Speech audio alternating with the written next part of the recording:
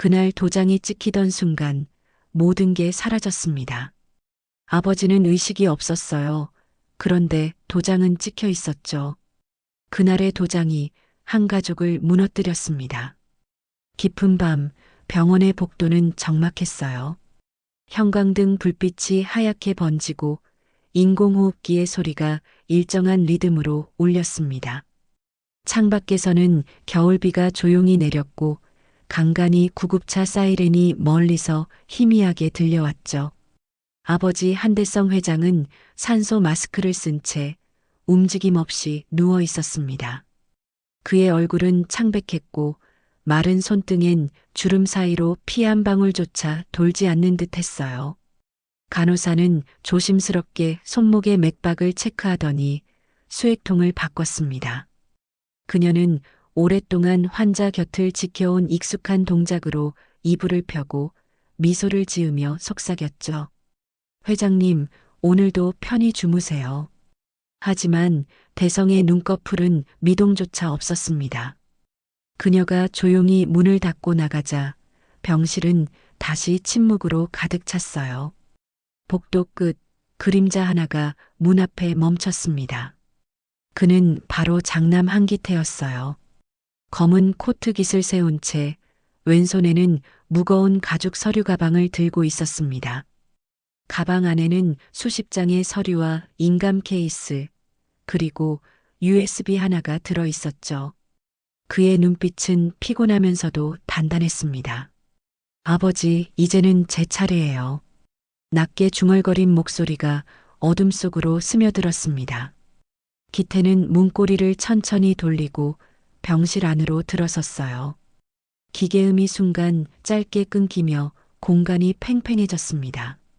그는 코트를 벗어걸고 의자에 앉았습니다. 책상 위엔 이미 준비된 위임장과 제3명의 이전 서류가 깔려 있었습니다. 이건 아버지가 원하신 일이야. 그의 말은 스스로를 설득하려는 듯 희미했죠. 손끝이 서류를 넘길 때마다 종이가 부딪히는 소리가 유난히 크게 들렸습니다. 잠시 후 그는 가죽 케이스를 열어 붉은 인감 도장을 꺼냈습니다. 도장은 반들거렸고 잉크패드에는 아직 촉촉한 붉은색이 남아 있었어요. 기태는 아버지의 손을 들어 올렸습니다.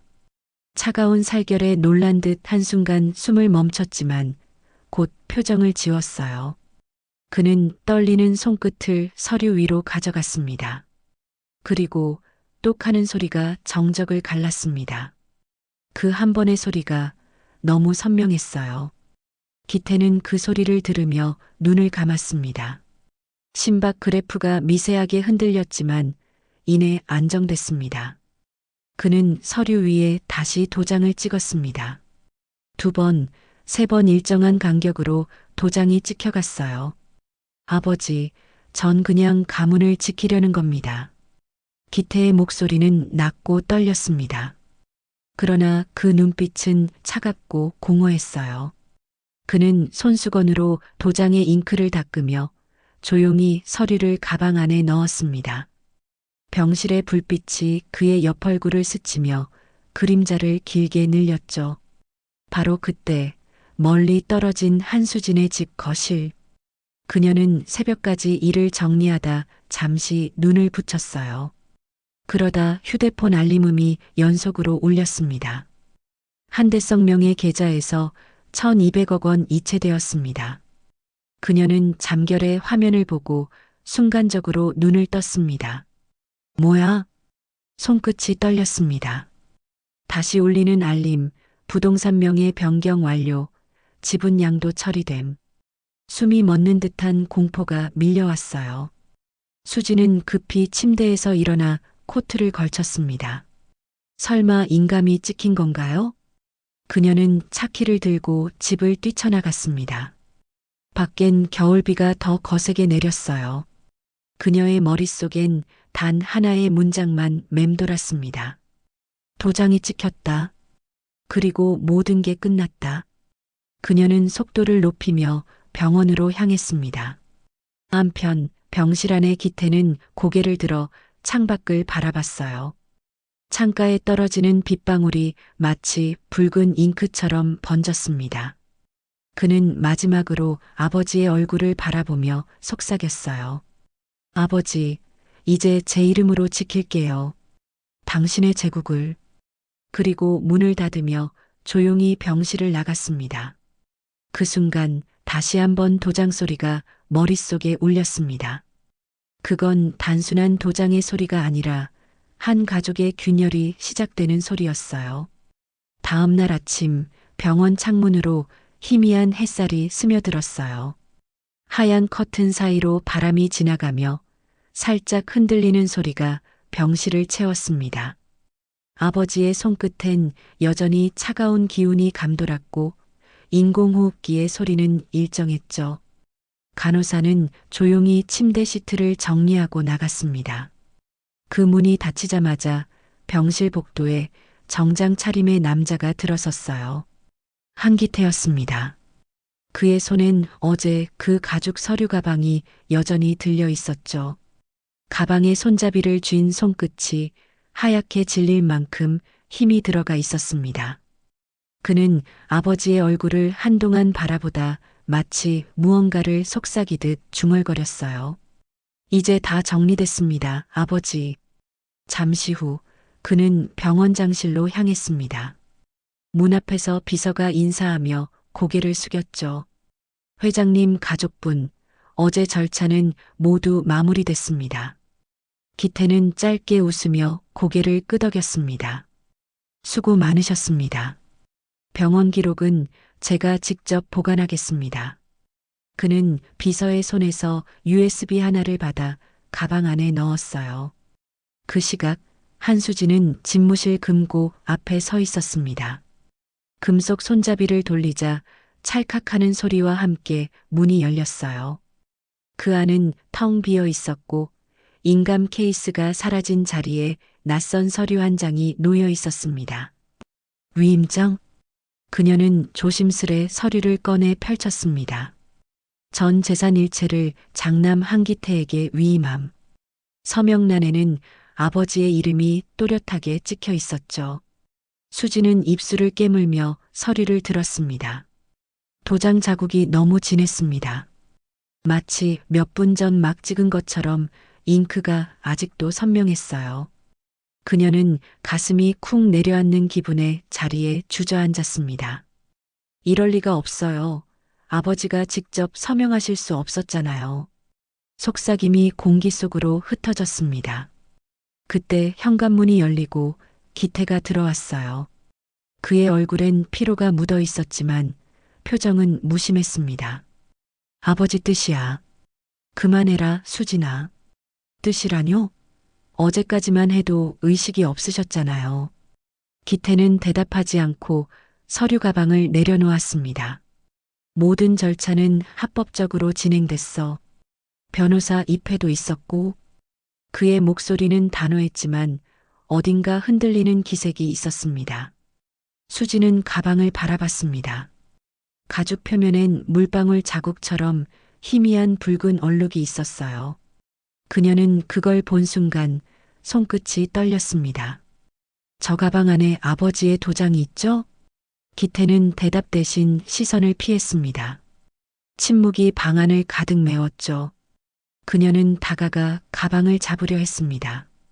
그러나 기태는 손을 뻗어 그걸 막았습니다. 이건 내 책임이야. 아버지의 뜻을 어기지 마라.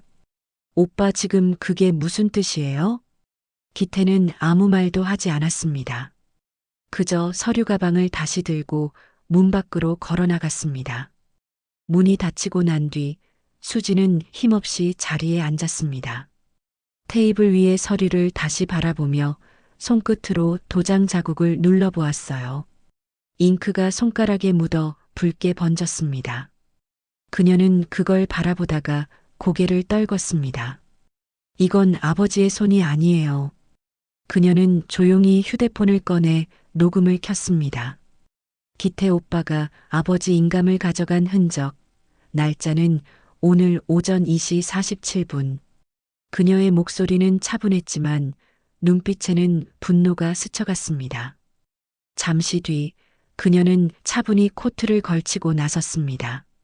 진실을 찾겠어요. 도장이 찍혔다는 게 끝이 아니라 시작이니까요. 복도 끝에서 창문 사이로 햇살이 비쳤습니다. 그 빛이 서류 위에 남은 붉은 인감 자국을 비추며 마치 불씨처럼 번졌어요. 그리고 그 불씨는 이제 한 가족의 평화를 태워버릴 불길로 바뀌고 있었습니다.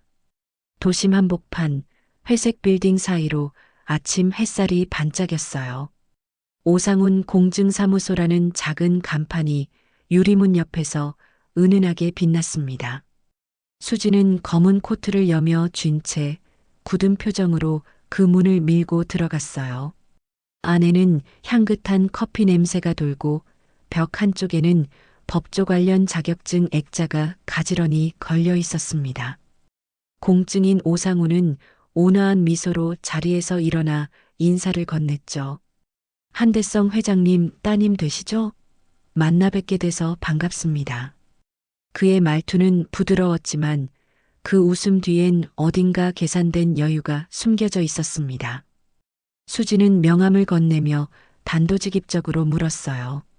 며칠 전 아버지 명의로 위임장이 공증된 걸 알고 있습니다. 그날 직접 아버지를 보셨나요?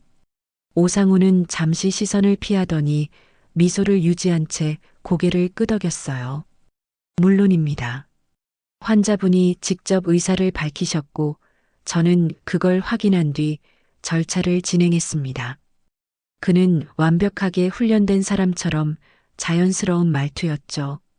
하지만 수진의 눈에는 그 자연스러움이 오히려 부자연스럽게 보였습니다. 그녀는 손가방에서 작은 수첩을 꺼내며 차분히 말을 이어갔습니다. 혹시 서명 당시 영상을 남기셨나요? 병원은 의식불명 상태라고 진단했는데요. 그 말에 오상훈의 미소가 잠시 굳었습니다. 영상은 남기지 않았습니다. 회장님이 원치 않으셨어요. 그의 손가락이 펜을 돌리며 미세하게 떨렸습니다. 수지는 그 움직임을 놓치지 않았죠. 공증 절차는 본인 확인이 기본 아닙니까? 환자의 의식 상태가 불분명하면 공증 자체가 무효일 수도 있는데요. 오상훈은 그제야 살짝 한숨을 쉬며 의자에 기대었습니다. 따님, 가족 간의 문제는 너무 확대하지 마세요. 돌아가신 아버님 뜻을 존중하셔야죠. 그 한마디가 수진의 가슴을 찔렀습니다. 아직 돌아가시지 않았습니다. 짧지만 단호한 목소리가 사무실 공기를 얼어붙게 했어요. 오상훈은 당황스러운 표정을 잠시 짓더니 억지로 웃음을 지었습니다. 아, 그렇죠. 죄송합니다. 요즘 이런 일로 마음고생 많으시죠? 수지는 대답하지 않았습니다. 대신 그의 책상 위를 천천히 훑었죠. 서류 더미 속엔 한대성 위임 관련이라 적힌 복사본이 무심하게 놓여 있었어요. 그녀는 몰래 스마트폰 카메라를 켜고 손목에 시계를 고쳐 차는 척하며 셔터를 눌렀습니다. 찰칵 작고 짧은 소리가 공기 속에 스며들었죠. 그럼 혹시 원본은 어디 있나요? 이미 회장님 장남께 전달했습니다. 절차는 모두 끝났어요. 그의 말이 끝나자 수진의 표정은 얼음처럼 굳었습니다. 기태가 공증 서류까지 확보했다는 뜻이었죠. 그녀는 조용히 자리에서 일어나며 짧게 인사했습니다. 확인 감사합니다. 절차가 끝난 게 아니라 이제 시작이에요. 수진이 문을 나서자 오상훈은 깊은 한숨을 내쉬며 커피를 들었습니다. 그러나 손끝은 여전히 미세하게 떨리고 있었죠. 그는 창밖을 보며 혼잣말처럼 중얼거렸습니다. 괜히 건드렸나? 복도를 걸어 나오던 수지는 엘리베이터 거울 속 자신의 얼굴을 봤어요. 눈가엔 피로가 가득했지만 시선은 단단했습니다. 이건 단순한 돈 문제가 아니야. 아버지의 명예가 걸린 싸움이야. 그녀는 속으로 다짐하며 핸드폰을 꺼냈습니다. 민석 변호사님, 공증인한테서 확답 받았어요. 절차가 조작됐어요. 좋아요. 병원 영상 기록을 당장 확보하죠. 전화기 너머의 민석 목소리는 단호했습니다. 수지는 고개를 끄덕이며 엘리베이터 버튼을 눌렀습니다. 철문이 닫히는 순간 그녀의 눈빛이 잠시 흔들렸어요. 아버지, 그날 정말 의식이 있으셨나요? 아니면 누군가 손을 대신 움직였던 건가요? 엘리베이터가 내려가며 거울 속 불빛이 그녀의 얼굴을 스쳤습니다. 그녀는 작게 웃으며 혼잣말을 했어요. 웃는 얼굴로 거짓말하는 사람은 결국 증거 앞에서 울게 되겠죠. 병원 복도는 새벽처럼 고요했어요. 형광등이 깜빡이는 소리만 들리고 어딘가 먼 곳에서 의료기계가 규칙적으로 울렸죠. 한수진은 손에 병원 출입기록 서류를 쥔 채 보안실 앞에 섰습니다. 그녀의 옆에는 변호사 장민석이 서 있었어요. 공식 열람 신청서 제출했습니다. 이제 보여줄 차례죠. 민석의 말투는 침착했지만 눈빛엔 긴장감이 스며 있었습니다. 잠시 후 보안 담당 박건우가 문을 열고 나왔습니다. 그는 IT 부서 명찰을 단 젊은 남자였고 표정은 굳어 있었어요. 요청하신 CCTV 기록은 일부 복구가 불가능합니다. 불가능하다뇨? 수진의 목소리가 날카로워졌습니다. 박건우는 노트북을 열어 화면을 돌렸어요. 거기엔 병실 복도 영상이 재생되고 있었지만 일정 구간에서 화면이 꺼졌습니다. 데이터 손상 7분 구간 결손이라는 문구가 깜빡였죠.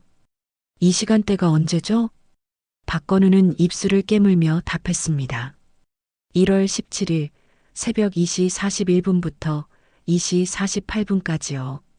그 시각은 수진이 새벽에 계좌이체 알림을 받았던 정확한 시간과 같았습니다. 수진의 손끝이 떨렸습니다. 이 시간에 병실에 출입한 사람이 있나요? 민석이 대신 물었고 박건우는 머뭇거리며 데이터 로그를 열었어요. 네, 한기태 님이 2시 39분 입실, 2시 49분 퇴실로 되어 있습니다. 짧은 침묵이 흘렀죠. 모두가 같은 생각을 했습니다. 그 7분 동안 무언가가 일어났다는 것. 수지는 노트북 화면을 가리키며 목소리를 낮췄어요. 삭제 명령 로그를 볼 수 있을까요? 박건우는 망설였지만 결국 키보드를 눌렀습니다. 화면엔 수동 삭제 관리자 접근이라는 문장이 떠올랐습니다. 수지는 차가운 미소를 지으며 말했죠.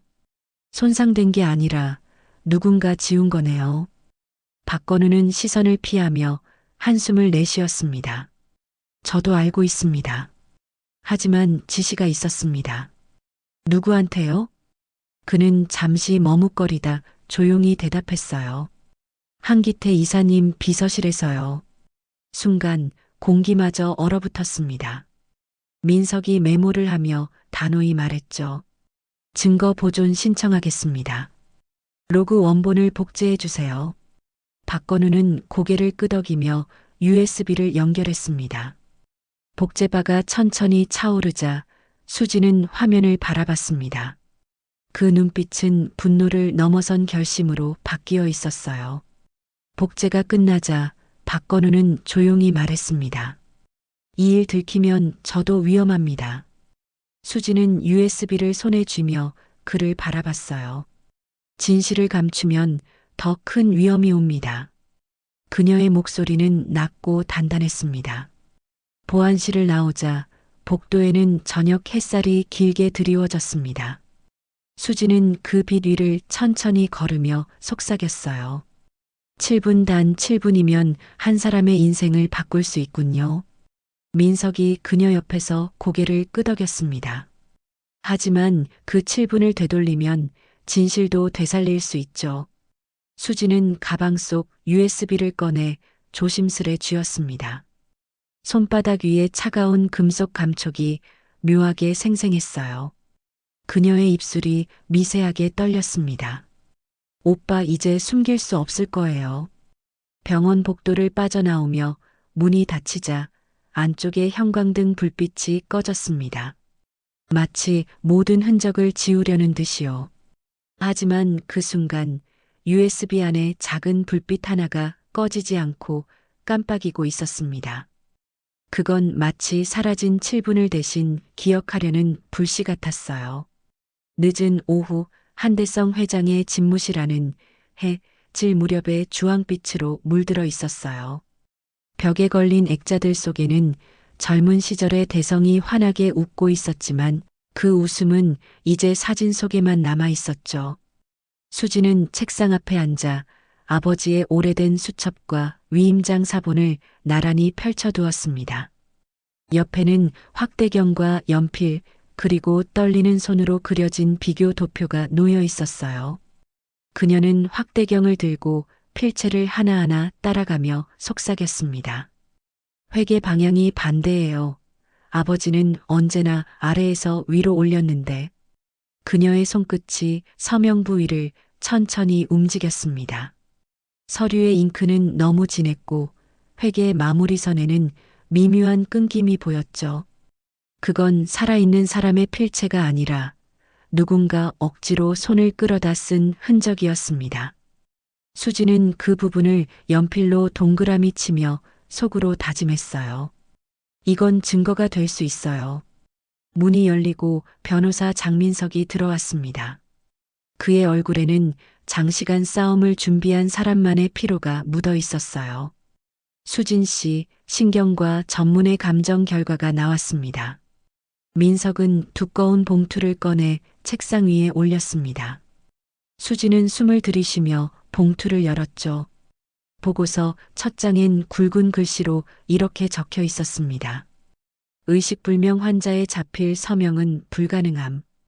그 문장을 읽는 순간 수진의 눈이 번쩍 빛났어요. 그녀는 떨리는 목소리로 중얼거렸습니다. 드디어 아버지를 대신할 증거가 생겼어요.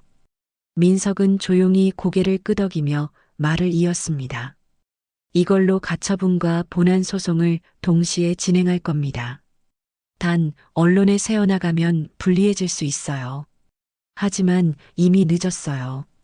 수진의 휴대폰이 진동하며 화면에 뉴스 속보가 떴죠. 2,700억 유산 분쟁 장남 BS 딸 법적 다툼. 언론은 이미 상황을 기사로 내보내고 있었습니다. 그녀는 숨을 고르며 화면을 꺼버렸어요. 예상했어요. 기태 오빠는 항상 먼저 움직이니까요. 민석은 조용히 그녀를 바라보다 말했다. 언론전은 우리가 이길 필요 없습니다. 진실로 증명하면 됩니다.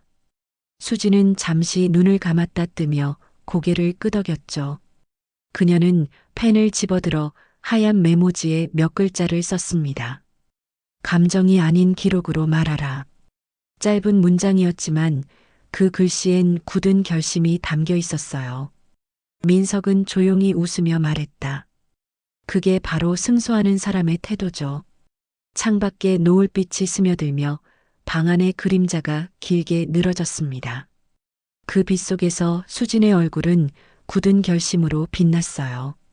그녀는 마지막으로 위임장을 바라보며 손끝으로 도장 자국을 눌러보았습니다. 붉은 잉크가 손가락 끝에 묻어나며 번졌죠. 그 색은 마치 피처럼 진했습니다. 이건 돈이 아니라 아버지의 이름을 훔친 거예요. 그녀의 목소리는 낮지만 또렷했어요. 민석은 짧게 고개를 끄덕이며 문서를 정리했습니다. 이제 법정에서 만납시다. 그가 나가자 방 안엔 오직 시계 초침 소리만 남았습니다. 수지는 펜을 내려놓고 천천히 눈을 감았습니다. 그녀의 머릿속엔 병실의 인공호흡기 소리가 여전히 들리고 있었어요. 그리고 그 위로 겹쳐지는 도장의 소리 똑똑.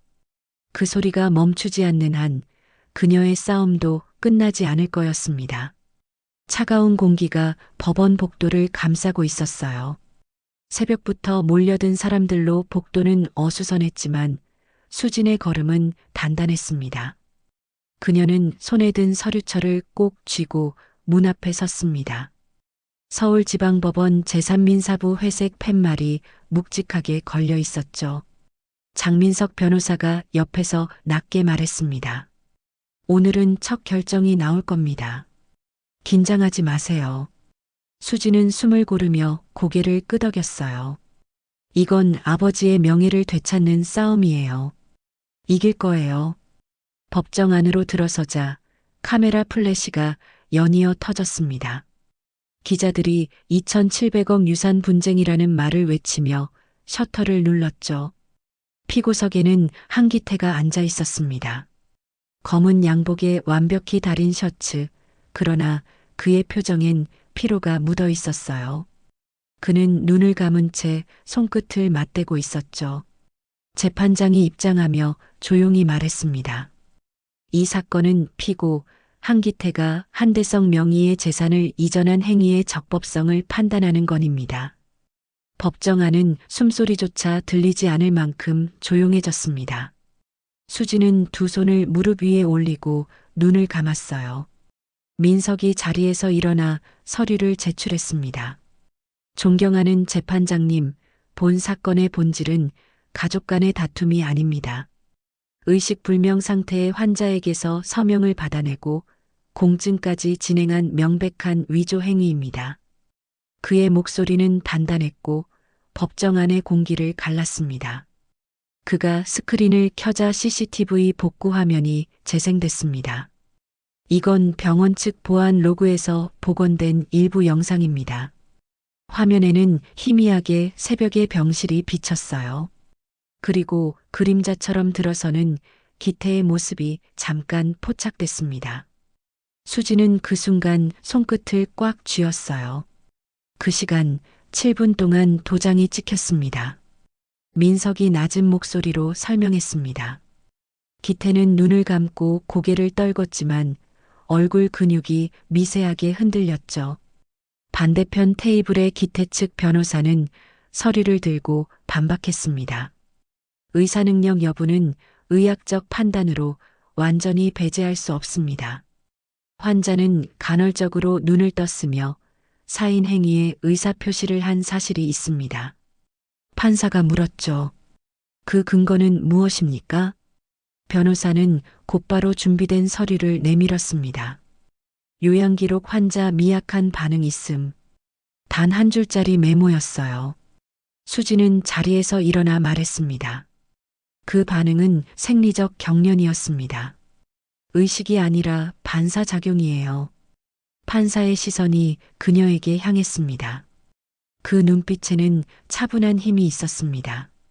민석이 그녀를 향해 고개를 끄덕였죠. 짧은 공방이 이어졌고 판사는 결론을 내렸습니다. 본 법원은 재산 처분의 정당성 여부 판단을 위해 한기태 측 자산일체의 임시 가처분을 명령합니다. 그 말이 떨어지자 법정 안은 웅성거렸습니다. 기태의 얼굴이 순식간에 굳었습니다. 수지는 손끝을 떨며 눈을 감았습니다. 그녀의 입술 사이로 미세한 숨이 흘렀죠. 됐어요. 이제 시작이에요. 재판이 끝나고 복도에 나오자 플래시가 또 터졌습니다. 기자들이 몰려와 질문을 쏟아냈죠. 한수진 씨, 승소 자신 있습니까? 가족 간의 싸움이 이렇게 커지는 걸 후회하지 않습니까? 그녀는 잠시 멈춰 섰다가 천천히 대답했습니다. 가족이 아니었으면 이렇게 싸울 일도 없었을 겁니다. 그 한마디에 복도가 조용해졌습니다. 건물 밖으로 나왔을 때 겨울바람이 거세게 불어왔어요. 그녀는 코트를 여미며 하늘을 올려다봤습니다. 회색빛 구름 사이로 빛 한 줄기가 비쳤죠. 민석이 옆에서 말했다. 가처분이 인용됐으니 이제 본안 소송만 남았습니다. 수지는 미소를 지으며 답했습니다. 진실은 시간을 이기지 못해요. 언젠가 드러나죠. 그녀는 그 말을 남기고 천천히 계단을 내려갔습니다. 그 발소리가 복도 끝까지 울렸습니다. 그리고 카메라는 천천히 법원 건물을 비추며 멀어졌어요. 회색 하늘 아래 깃발이 흔들렸습니다. 그건 마치 싸움의 시작을 알리는 신호 같았죠.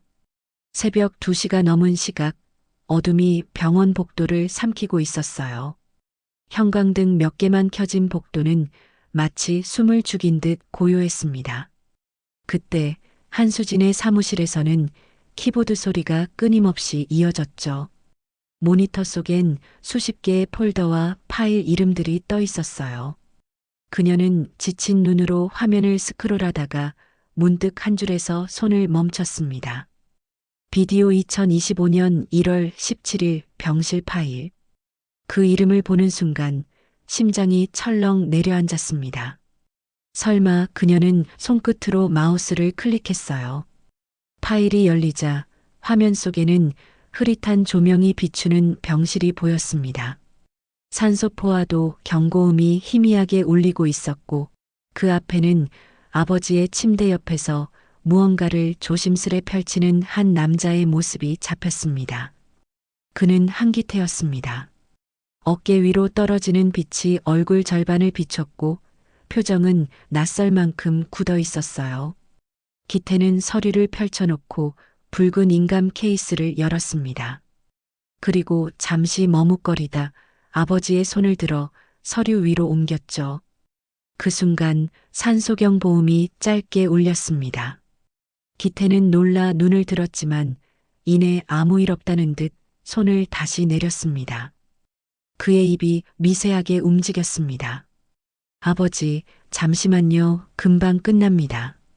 목소리는 떨렸지만 손끝은 한치의 망설임도 없었어요. 도장이 찍히는 소리가 병실의 정적을 갈랐습니다. 또 붉은 잉크가 흰 종이 위에서 번져나가며 불길처럼 퍼졌습니다. 화면을 보고 있던 수진의 숨소리가 거칠어졌어요. 이게 진짜였어요. 그녀의 목소리가 떨렸지만 눈빛은 차가웠습니다. 잠시 뒤 문이 열리며 장민석이 들어왔어요. 무슨 일입니까? 아직 퇴근도 안 하고. 그녀는 아무 대답도 하지 않은 채 영상을 가리켰습니다. 민석의 얼굴이 서서히 굳어졌어요. 둘은 말없이 영상을 다시 재생했습니다. 기태는 도장을 찍은 후 손수건으로 잉크를 닦고 있었습니다. 그의 표정엔 안도와 두려움이 교차했어요. 곧이어 문이 열리고 간호사 한 명이 들어왔습니다. 그녀는 잠시 주저하다 도장을 치우는 기태를 보고 아무 말 없이 고개를 숙였습니다. 그리고 나가면서 문을 살짝 닫았죠. 그 마지막 순간 카메라 렌즈가 흔들리며 영상이 멈췄습니다. 정적이 흘렀습니다. 민석은 깊은 숨을 내쉬며 USB를 꺼냈어요. 이건 결정적이에요. 원본을 확보하고 감정 절차로 넘깁시다. 수지는 천천히 고개를 끄덕였습니다. 이제 오빠가 찍은 도장이 우리 가족의 판결을 찍겠네요. 그녀는 화면을 끄고 USB를 꽂아 넣었습니다. 사무실 창밖엔 비가 내리고 있었어요. 창문을 타고 흐르는 빗물 사이로 도시의 불빛이 번졌습니다. 수지는 커피잔을 손에 쥐었지만 커피는 이미 식어 있었습니다. 그녀는 고개를 들어 어둠을 바라봤어요. 아버지, 당신이 원하셨던 정에 이제 제가 찍을게요. 그녀의 목소리가 낮고 단단하게 울렸습니다. 그날 밤 수지는 퇴근 대신 병원으로 향했습니다. 복도 끝에서 그녀는 잠시 걸음을 멈췄어요. 창문 너머로 보이는 병실엔 여전히 아버지가 누워 있었죠. 그녀는 가볍게 손을 들어 유리창에 손바닥을 대었습니다. 그 아래엔 비에 젖은 붉은 빛의 가로등이 반사되어 마치 도장 자국처럼 번지고 있었어요. 그녀는 조용히 속삭였죠. 이제 진실의 도장을 찍을 차례예요. 그리고 화면은 그녀의 손끝에서 반짝이는 물방울을 비추며 천천히 어두워졌습니다. 그 빛은 꺼지지 않고 다음 장면의 불씨처럼 남아 있었어요. 다음 날 아침 사무실 안은 긴장감으로 가득 차 있었어요. 수지는 새벽에 복사해둔 USB를 들고 컴퓨터 앞에 앉아 있었습니다. 모니터에는 수십 개의 엑셀 파일과 거래 내역이 빼곡히 떠 있었죠. 그녀는 커피 한 모금도 마시지 않은 채 마우스를 부지런히 움직였습니다. 공증인, 병원, 그리고 비서실 연결고리가 있어야 해요. 옆에서 장민석이 서류를 넘기며 고개를 끄덕였어요. 우리가 확보한 자료 중에 자문료 명목에 송금 기록이 있었습니다. 한기태 쪽 고문 변호사가 공증인 계좌로 이체한 금액이에요. 수지는 화면을 확대하며 말했습니다. 금액이 얼마죠? 2억 5천만 원. 날짜는 공증 당일. 그녀의 눈빛이 싸늘하게 식었습니다. 그날 오빠가 병실에 들어간 새벽이었죠. 공증인은 낮에 절차상 문제 없다며 웃고 있었어요.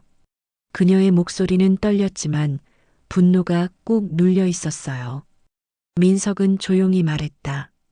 이건 뇌물입니다. 증거로 채택될 수 있어요. 그 시각 기태의 집. 넓은 거실에선 서유진이 서류를 정리하고 있었습니다.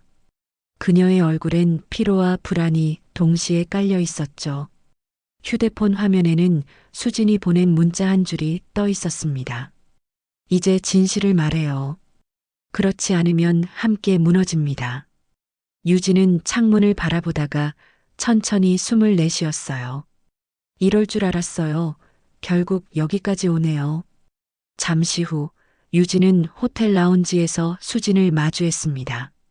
서로 말없이 마주 앉은 두 여자의 눈빛엔 피로와 냉기가 가득했어요. 유진이 가방에서 봉투를 꺼냈습니다. 이건 남편 노트북에서 복사한 거예요.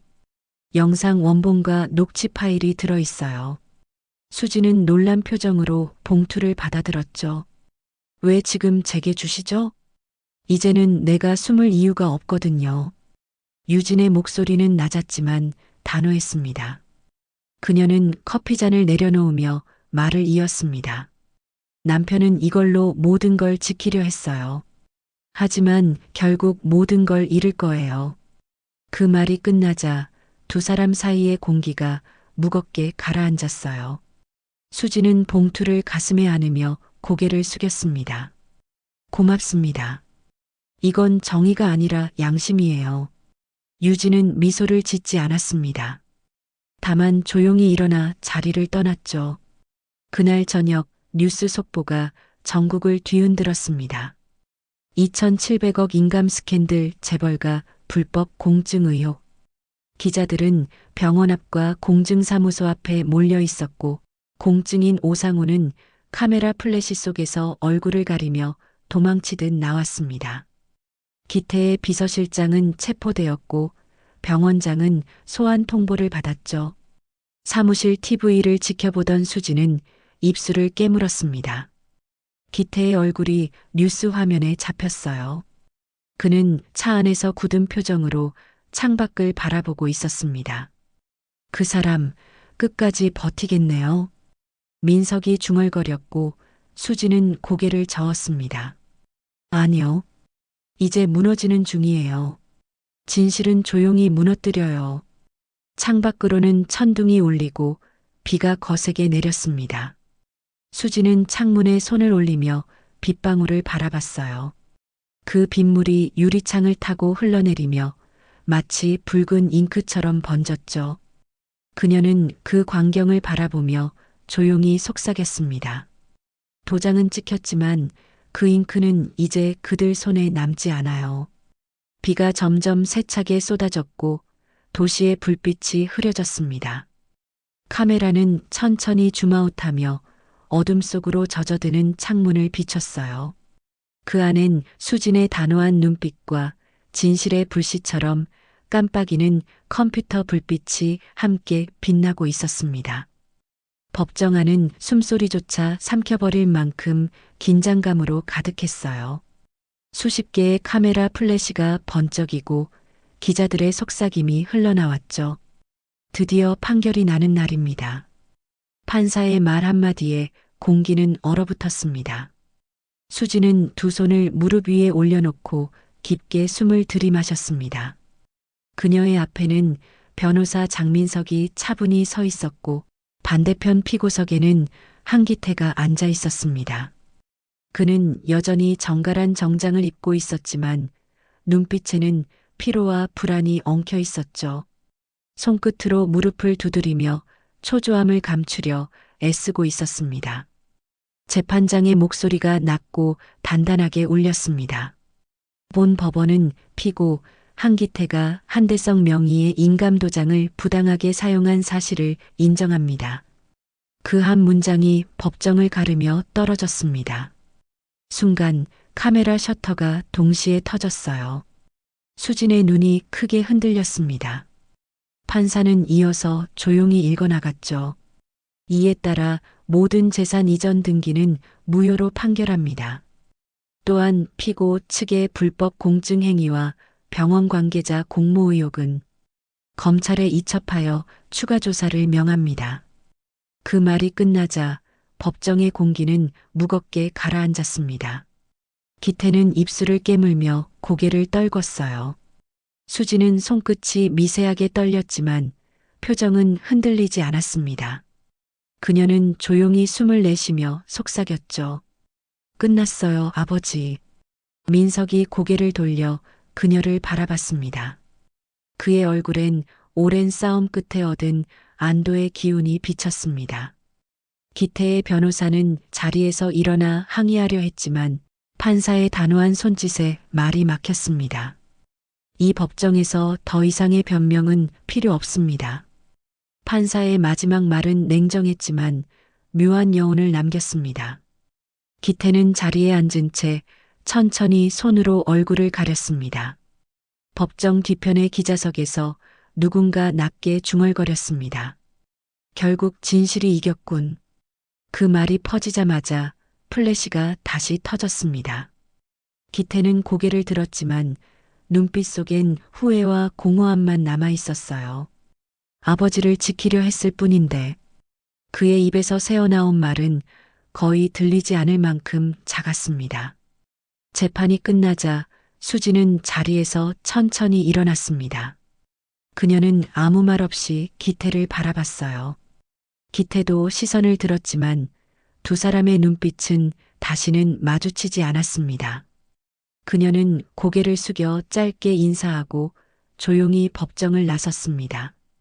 복도엔 기자들이 몰려 있었지만 그녀는 한마디도 하지 않았습니다. 밖으로 나서자 회색 하늘이 눈처럼 희미한 빛을 내리고 있었어요. 민석이 곁에서 조용히 물었습니다. 이제 어떻게 하실 겁니까? 수지는 잠시 하늘을 바라보다 대답했어요. 아버지에게 가야죠. 오늘 이 판결을 가장 듣고 싶어 하셨을 테니까요. 그녀는 차에 올라 병원으로 향했습니다. 창문 너머로 스쳐 지나가는 도심의 불빛들이 흐릿하게 번졌습니다.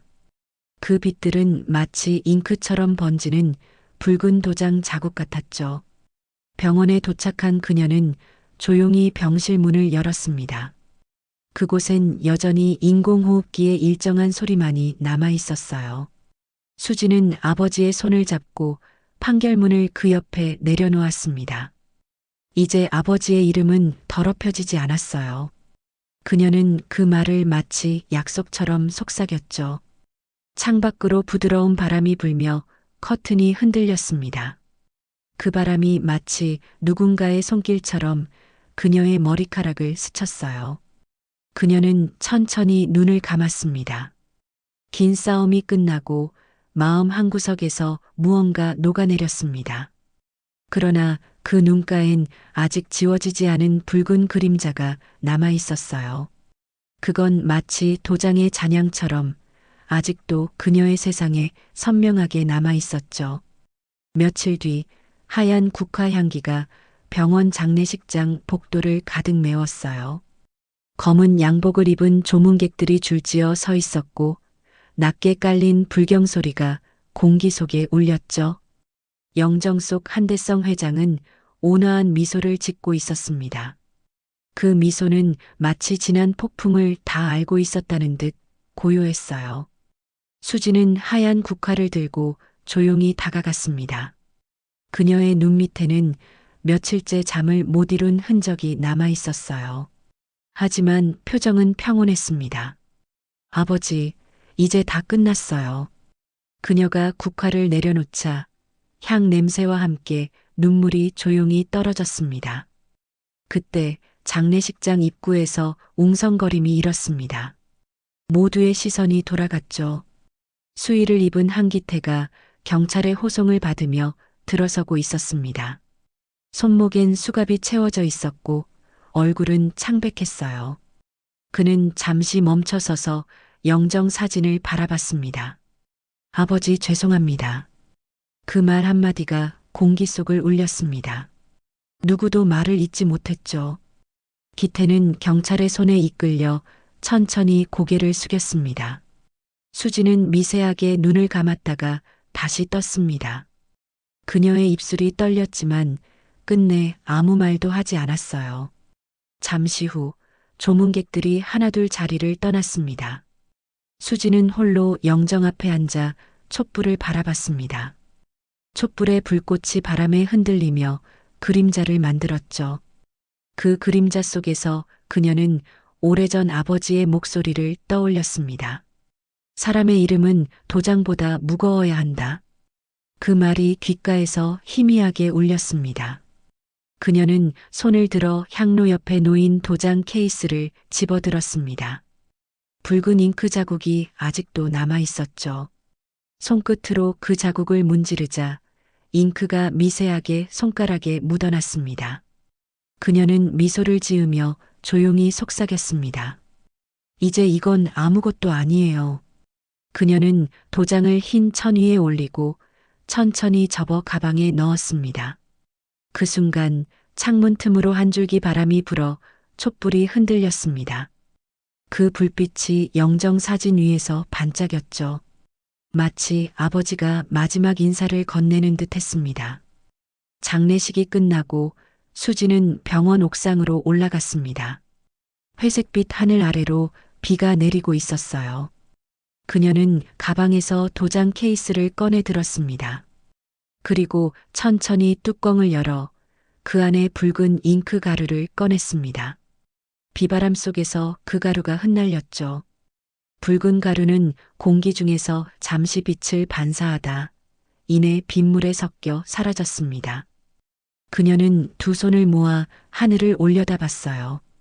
이제 아버지 이름은 깨끗해졌어요. 그녀의 목소리는 비에 섞여 멀리 퍼졌습니다. 카메라는 천천히 그녀의 등 뒤로 물러났습니다. 비가 내리는 도시 전경 위로 회색빛 노을이 깔리고 그 중심엔 수진이 조용히 서 있었습니다. 그녀의 옷자락은 젖어 있었지만 표정은 한없이 평화로웠죠. 하늘 위로 빗방울이 카메라 렌즈를 타고 흘러내렸습니다. 그 물방울 사이로 한 줄의 붉은 빛이 스치듯 번졌습니다.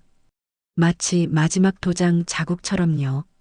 그리고 그 붉은 빛은 모든 비밀이 사라진 세상을 향해 천천히 희미해졌습니다.